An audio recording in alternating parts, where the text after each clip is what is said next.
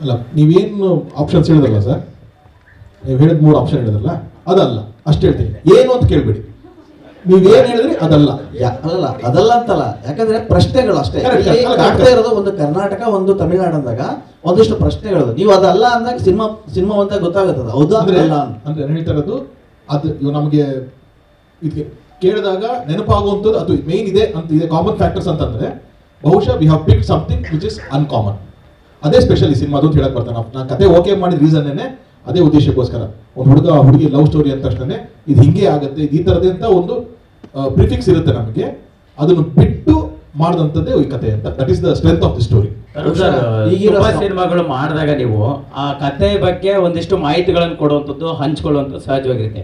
ಯಾಕೆ ಪರ್ಟಿಕ್ಯುಲರ್ ಆಗಿ 7 ಮಲೆ ಬಗ್ಗೆ ಇಷ್ಟೊಂದು ಸೀರಿಯಸ್ ಆಗಿದ್ದೀರಿ? ಯಾವುದೇ ಕೇಳಿದ್ರು ಅದಕ್ಕೆ ಲಿಂಕ್ ಆಗಲ್ಲ ಅಂತ ಹೇಳ್ತಾ ಇದ್ರಿ. ಹಾಗಾದ್ರೆ ಆಡಿಯನ್ಸ್ಗೆ ಅಂದ್ರೆ ಏನ್ ಎಕ್ಸ್ಪೆಕ್ಟ್ ಮಾಡಿ ಬರ್ಬೋದು ಅಂತ? ಅಂದ್ರೆ ಕೆಲವು ಸರ್ಪ್ರೈಸ್ ಎಲಿಮೆಂಟ್ಸ್ ಅಂತ ಇರುತ್ತೆ. That is the whole cinema is follow ಎಲ್ಲ ಅದ್ರ ಬಗ್ಗೆ ಒಂದು ಸರ್ಪ್ರೈಸ್ ಎಲಿಮೆಂಟ್ಸ್ಗಳು ನಿಮಗೆ ಅಂತ. ನಾವು ಕತೆ ಹೇಳ್ತಾ ಇದ್ದಿಲ್ಲ.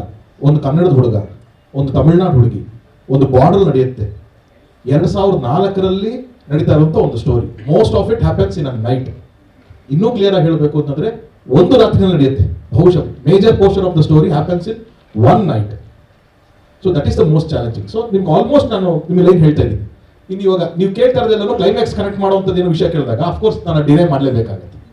ನಾನು ಇನ್ನೇನು ಕತೆ ಹೇಳೋಕ್ಕಾಗತ್ತೆ?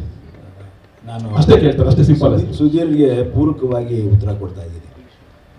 ಒಂದು ಕಾದಂಬರಿ ಓದ್ತೀರಿ, ನೀವು ನಿಮ್ಮದೇ ಪಾತ್ರಗಳನ್ನು ನಿಮ್ಮದೇ ವಿಜುವಲೈಸೇಷನ್ ಮಾಡ್ಕೊಂಡು ಹೋಗ್ತೀರಿ.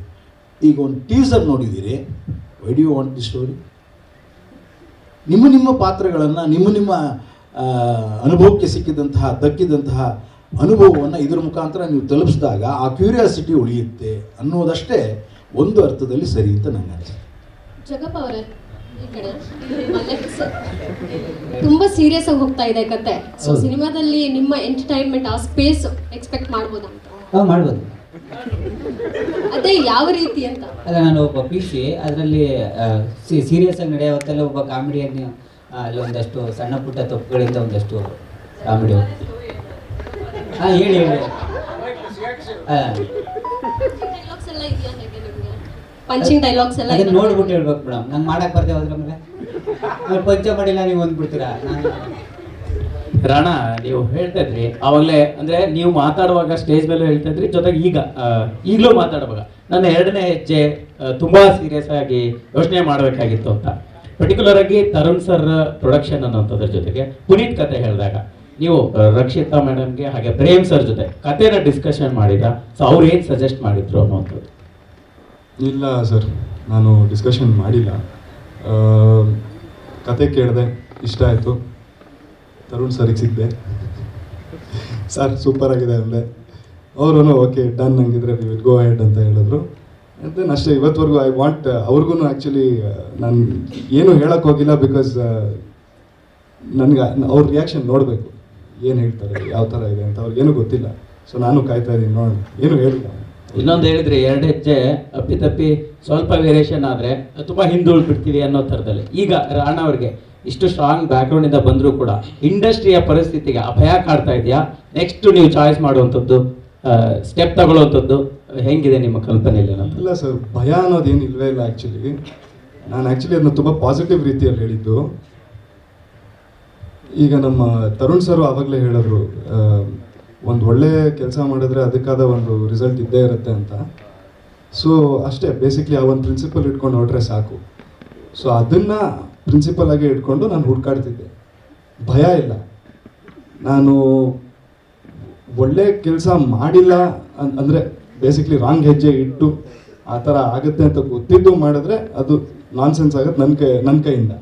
ಬಟ್ ಈವನ್ ನನಗೂ ಆ ಕಾನ್ಫಿಡೆನ್ಸ್ ಇದೆ ಸರ್. 100% ನಾನು ನೋಡಿಕೊಂಡು ಹುಷಾರಾಗೆ ಒಳ್ಳೆ ಸ್ಕ್ರಿಪ್ಟು ಹಿಡಿದು ಮಾಡಿದ್ರೆ ವರ್ಕ್ ಆಗೇ ಆಗುತ್ತೆ. ಆಮೇಲೆ ಆ ಕಾನ್ಫಿಡೆನ್ಸ್ ಇಟ್ಕೊಂಡು ನಾವು ಮಾಡಿಲ್ಲ ಅಂದರೆ ಸರ್, ಯಾವ ಕೆಲಸಕ್ಕೂ ನಾವು ಕಾನ್ಫಿಡೆನ್ಸ್ ಇಟ್ಕೊಂಡು ಇದು ಆಗುತ್ತೆ ಅಂತ ಮಾಡಿಲ್ಲ ಅಂದರೆ ಯೂಸೇ ಇಲ್ವಲ್ಲ.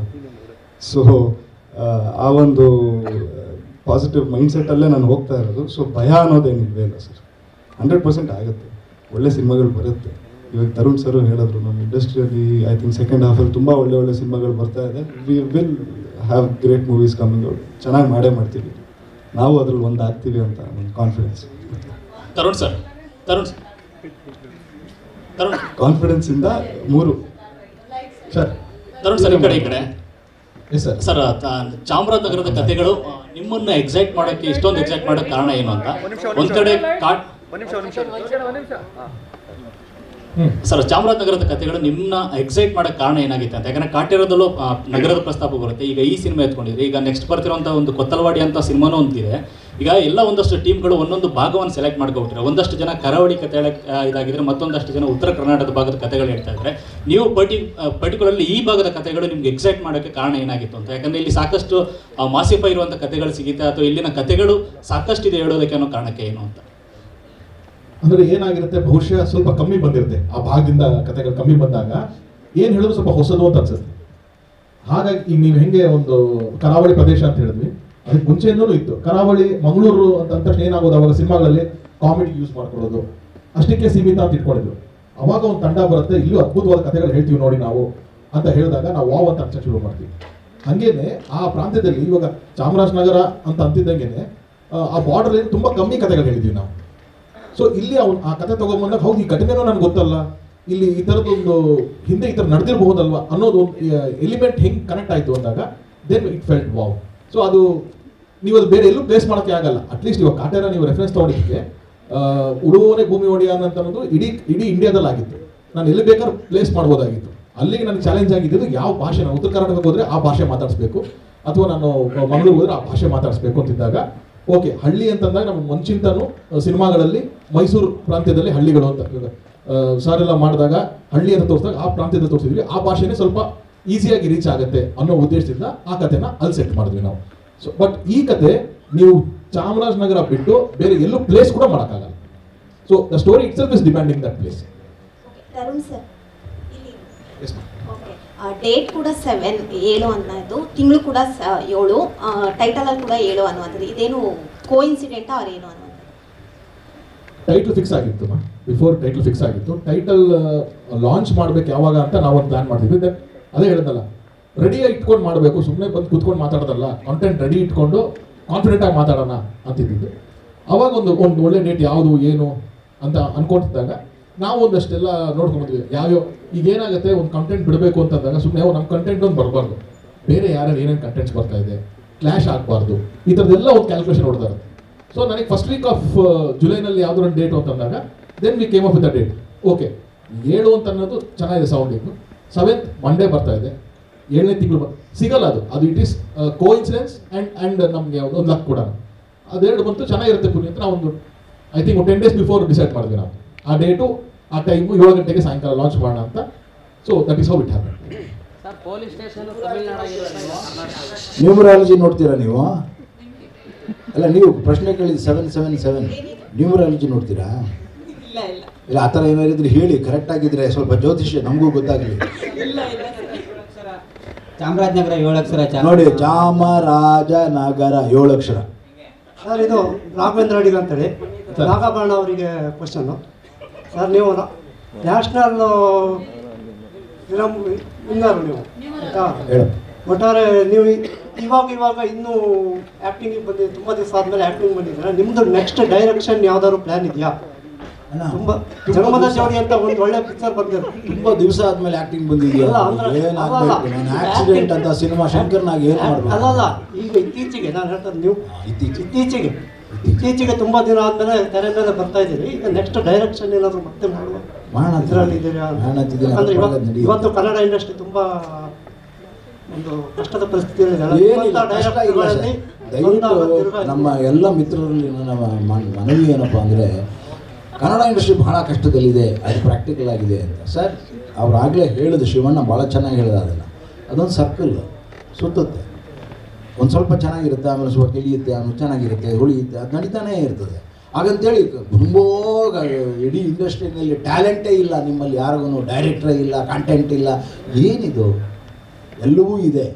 ಅದಕ್ಕೆ ಸರಿಯಾದ ಸಮಯಗಳು ಸೇರ್ಕೋತಾ ಹೋಗಬೇಕು. ಒಬ್ಬ ಪುನೀತ್ ಬೇಕಾಗುತ್ತೆ, ಒಬ್ಬ ತರುಣ್ ಬೇಕಾಗುತ್ತೆ. ಅವೆಲ್ಲರ ಜೊತೆಯಲ್ಲಿ ಅದನ್ನು ಬೆಳೆಸ್ತಾ ಹೋಗುವಂಥ ಒಂದು ಸಂಘಟಿತವಾದಂಥ ಕಾರ್ಯ ಬೇಕಾಗುತ್ತೆ. ನಮ್ಮಲ್ಲಿ ಕೂಡಿ ಒಗ್ಗಟ್ಟಾಗಿ ಕೆಲಸ ಮಾಡಿದ್ರೆ ಭಾಳ ಅದ್ಭುತವಾದ ಕಥೆಗಳು ಬರ್ತವೆ. ಇದಕ್ಕೆ ಸಾಕ್ಷಿ ಇಲ್ಲಿದ್ದಾನೆ. ಕೆಲಸ ಮಾಡಿಸ್ತಾರೆ. ಈಗ ನೀವು ಒಗ್ಗಟ್ಟು ಅನ್ನೋ ಪದ ಬಳಸಿದ್ರಿಂದ ಕೇಳ್ತಾ ಇದ್ದೀನಿ. ನಿನ್ನೆ ಅಷ್ಟೇ ರಮ್ಯಾ ಅವರು ಇಂಡಸ್ಟ್ರಿನಲ್ಲಿ ಒಗ್ಗಟ್ಟು ಕಮ್ಮಿ ಇದೆ ಅಂತ ಹೇಳಿದ್ರು. ಇರ್ಬೋದೇನೋ, ಅದು ಅವ್ರಿಗೆ ಸಂಬಂಧಪಟ್ಟಾಗಿರ್ಬೋದು. ನಮಗಂತೂ ಒಗ್ಗಟ್ಟಿದೆ. ಹಾಗೆ ಶೋ ಇರೋದ್ರಿಂದ ಇಲ್ಲಿ ಕೊನೆಯ ಪ್ರಶ್ನೆ ಪ್ಲೀಸ್.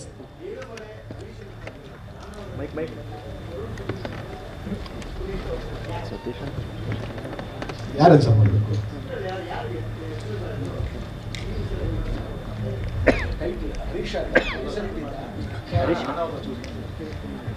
ಸರ್ ಆ್ಯಕ್ಚುಲಿ ನಾನು ಕತೆ ಮಾಡಿಕೊಂಡು ಬಂದು ಪಿಚ್ ಮಾಡಿದಾಗ ಹೀರೋ ಇರಲಿಲ್ಲ ಕತೆಗೆ, ಅಂದರೆ ಯಾರು ಮಾಡಬೇಕು ಅನ್ನೋ ಥರದ್ದು ಇರಲಿಲ್ಲ.